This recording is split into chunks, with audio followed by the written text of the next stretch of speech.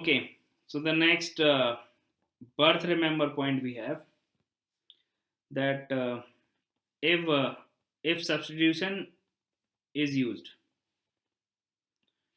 if substitution is used, अगर हमने definite integration करते समय अगर हम सब्सटीट्यूशन यूज कर रहे हैं then we need to take care few birth remember points.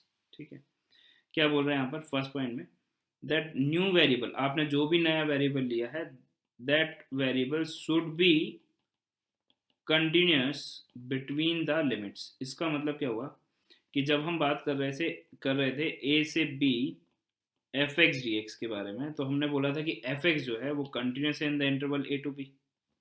तो अगर आपने कोई नया वेरिएबल लेट से अगर आपने कोई नया वेरिएबल टी लिया, तो वो जो वेरिएबल है वो वेरिएबल भी ए से बी जो लिमिट्स हैं उन लिमिट्स में कैसा होना चाहिए, कंटिन्यूस होना चाहिए. Then only we can substitute. पहला point. Second birth remember point जो है वो क्या बोल रहा है, there must be one relation between new and old variable. मतलब आपने जो भी नया वेरिएबल लिया है उस वेरिएबल में और जो पुराना वेरिएबल है जैसे कि x है और t है, तो उन दोनों के बीच में वन रिलेशन होना चाहिए. अगर वन रिलेशन नहीं है, जो कि हमने फंक्शन में पढ़ा था, वन रिलेशन मतलब कि x की एक वैल्यू की करस्पॉन्डिंग एक ही वैल्यू मिलना चाहिए.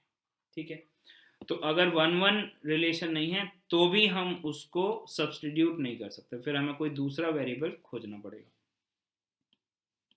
एंड अलोंग विद दैट क्या बोल रहे हैं यहाँ पर कि as well as limits need to be change accordingly.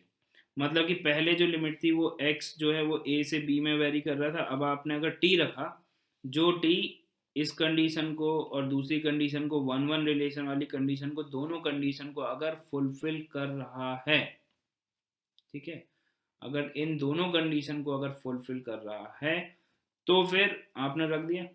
अभी आपने टी रख दिया तो x is equal to A के करस्पॉन्डिंग और x is equal to B के करस्पॉन्डिंग टी की जो वैल्यूज है वो भी आपको, टी की वैल्यू सपोज करो अल्फा आ रही है, टी की वैल्यू बीटा आ रही है, तो नया आप जो लिखोगे वो लिखोगे alpha two beta and F of T D T जो भी बन रहा होगा. क्लियर है बात? आई होप क्लियर है. इसको हम एग्जाम्पल से अगर समझें कि आपको इंटीग्रेशन करना है 0 से 2 and 2x upon 16 plus x power 4.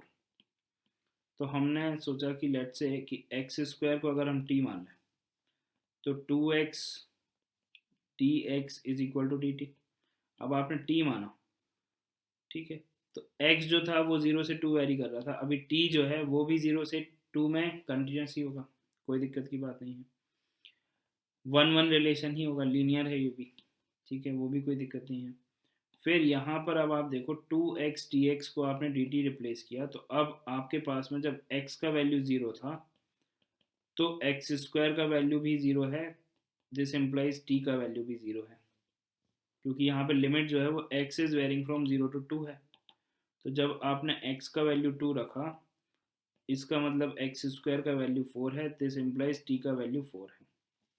तो अब आपके पास में नया इंटीग्रेशन क्या बन गया, now limit is from 0 to 4 dt divided by 4 square plus T square, which is same as writing 1 by 4 tan inverse of t by 4 and limit is from 0 to 4. now answer लिखने के लिए 1 by 4 tan inverse of 4 by 4 upper limit minus 1 by 4 tan inverse of 0 by 4 lower limit. तो ये आ गया 1 by 4 tan inverse 1 and this is 0, क्योंकि tan inverse 0 is 0. अभी tan inverse 1 का value कितना, tan inverse 1 is equal to theta, so tan theta is equal to 1, tan theta is equal to 1. तो tan inverse x कैसा function है, इस तरह से फंक्शन जा रहा है. तो जब आपने tan इनवर्स 1 एवेलुएट करना है, tan इनवर्स ऑफ 1, तो उसके करस्पॉन्डिंग जो थीटा है वो क्या आ जाएगा आपके पास में, pi by 4. So this is 1 by 4 multiplied by pi by 4, that is pi by 16. तो ये आपके पास में जो है आंसर आ गया. और देखो ये लोअर से अपर जा रहा है, आंसर पॉजिटिव आ रहा है। और ये जो 0 से 2 में x पॉजिटिव है तो x⁴ भी पॉजिटिव है, तो ये पूरा का पूरा जो fx है वो पॉजिटिव है। तो इसका जो इंटीग्रेशन आ रहा है 0 से 2 में वो पॉजिटिव ही आना चाहिए था। तो इस तरह से भी कहीं कहीं पर हम देख सकते हैं कि अगर नेगेटिव आ रहा है आंसर और हमको वेरीफाई करना है, तो अगर fx जो है वो पूरी तरह से पॉजिटिव है उस इंटरवल में, fx जो है वो पॉजिटिव है उस इंटरवल में, मतलब नेगेटिव तो नहीं हो सकता, ये तो नॉन नेगेटिव हो गया। मतलब x का वैल्यू 0 अगर आप पुट करोगे तो ये 0 हो जाएगा, अदरवाइज तो पॉजिटिव है। तो अगर fx जो है वो ग्रेटर देन इक्वल टू 0 है तो a टू b में fx जो है fx dx वो भी कैसा होगा, ग्रेटर देन 0 ही होगा। ठीक है, okay. So now in the next one हमको क्या बोल रहा है कि sec square x divide by 9 plus tan square x D x, और 0 से पाई में आपको इवेलुएट करना है। तो आपने सब्सटीट्यूशन लिया, लेट से tan x is equal to t.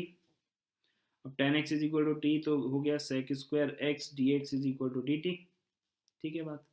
तो ये हो गया आपके पास में D T divided by 9 plus T square, and x का वैल्यू जब आपने 0 रखा तो टी क्या आ गया 0, और फिर एक्स का वैल्यू आपने पाई रखा तो भी टी क्या आ गया 0। तो 0 से 0 में D T upon 9 plus T square, तो ये तो आ गया आपके पास में 0, क्योंकि ये लिमिट और ये लिमिट तो सेम हो गई, तो आंसर क्या आ गया 0। लेकिन यहाँ पे क्या गड़बड़ हो गई, पहली चीज़ तो अगर आप ऑब्जर्व करो तो ये एफ एक्स जो है वो ग्रेटर देन 0 है 0 से पाई में, तो इसका जो डेरिवेटिव जो इसका इंटीग्रल है वो इंटीग्रेशन की जो डायरेक्शन है वो भी पॉजिटिव है, मतलब कि लोअर से अपर है। तो ये डी एक्स का जो आंसर है वो 0 तो नहीं हो सकता है, वो तो कुछ पॉजिटिव होना चाहिए। मतलब कि ये जो आंसर आपने लिखा है ये आंसर गलत है। अब इसमें गलत क्या हुआ, तो अगर आप देखोगे tan x is equal to T को, तो tan x is equal to T का मतलब एक तो ये हो गया कि जो टेन एक्स आपने जिसको सब्सटीट्यूट किया है वो 0 से पाई में क्या कंटिन्यूस है। So tan x is equal to t, new variable is not continuous in 0 to pi. तो 0 से पाई में तो वो पाई बाई 2 पे क्या हो गया, डिसकंटिन्यूस हो रहा है। मतलब कि हम इस तरह से यहाँ पर अभी tan x is equal to T को जो है हम यहाँ पर सब्सटीट्यूट नहीं कर सकते हैं फॉर द एंटायर इंटरवल। तो यहाँ पर प्रॉब्लम कहाँ पर आ रही है, प्रॉब्लम आ रही है पाई बाई 2 पर। तो हम क्या करेंगे, फिर हमने क्या किया कि now let's break this integral. तो 0 से पाई बाई 2 माइनस में ब्रेक किया, sec square X upon 9 plus tan square x D X. फिर पाई बाई 2 माइनस से पाई में लेके गए हम इसको, sec square x divided by 9 plus tan square x D x. अब इसको जो हम सॉल्व कैसे करेंगे, वो लिमिटिंग वैल्यू में कैसे हम आंसर इवेलुएट करके फिर लिमिटिंग वैल्यू निकाल के सॉल्व करते, that we will learn. But अभी हमको समझना पड़ेगा कि टेन एक्स को जो है अगर अब हम सब्सटीट्यूट करना चाहें तो अभी कर सकते हैं। क्यों, 0 से अभी हम पाई बाई 2 माइनस की बात कर रहे हैं, फिर पाई बाई 2 माइनस से पाई की बात कर रहे हैं। हम इसको डायरेक्टली भी इंटीग्रेट नहीं कर सकते हैं अगर हम यहाँ पर देख रहे हैं कि ये डेफिनेट इंटीग्रेशन है। देखो आप डायरेक्ट इंटीग्रेट क्यों नहीं कर सकते हो, क्योंकि यहाँ पर जो टेन स्क्वायर एक्स और सेक स्क्वायर एक्स इन्वॉल्व है। तो यहाँ पर हम बोल सकते हैं कि 0 से पाई में तो ये पूरा का पूरा जो फंक्शन है ये तो कंटिन्यूस ही नहीं है भाई। पाई बाई 2 पर तो ये जो है वो कैसा हो गया, डिसकंटिन्यूस हो गया। तो अगर ये डिसकंटिन्यूस हो गया तब तो बात गड़बड़ हो गई। क्लियर है बात। अच्छा, tan x is equal to t जब आपने रखा था तो tan x is equal to t और एक्स है 0 से पाई, तो एक्स जब 0 से पाई है तो आप देखो 0 से पाई में, तो 0 से पाई बाई 2 में ये ऐसा जाएगा, और पाई बाई 2 से पाई में ये ऐसा जाएगा टेन एक्स का ग्राफ। तो 0 से पाई में टेन एक्स का जो ग्राफ है वो 1:1 रिलेशन ही बना रहा है। तो 1:1 रिलेशन की वजह से कोई गड़बड़ नहीं है। गड़बड़ किस वजह से है, क्योंकि टेन एक्स 0 से पाई में पाई बाई 2 पे क्या हो रहा है, डिसकंटिन्यूस हो रहा है। उस वजह से 0 से पाई पूरे इंटरवल में we can not substitute tan x is equal to t. तो टेन एक्स को टी सब्सटीट्यूट करने के लिए हमको क्या करना पड़ेगा, उसको ब्रेक करना पड़ेगा इन दैट इंटरवल। ठीक है, and accordingly after solving this we have to apply limiting value, concept of limits rather than applying the value by putting x as it is. तो x को अब हम एज इट इज नहीं put कर सकते हैं, फंक्शन वैल्यू की तरह नहीं, लिमिटिंग वैल्यू की तरह अब हमको डील करना पड़ेगा। So I hope this is clear to all of you, and this is very important point while we want to solve the definite integration by using substitution। तो सब्सटीट्यूट जिसको आप कर रहे हो, पहली चीज तो वो गिवन इंटरवल में क्या होना चाहिए, कंटिन्यूस होना चाहिए। सेकंड, जो नया वेरिएबल है और जो पुराना वेरिएबल है उनमें 1-1 रिलेशन होना चाहिए। And we have to change the limits according to the new variable as needed। Okay, so I hope now this is clear to all of you।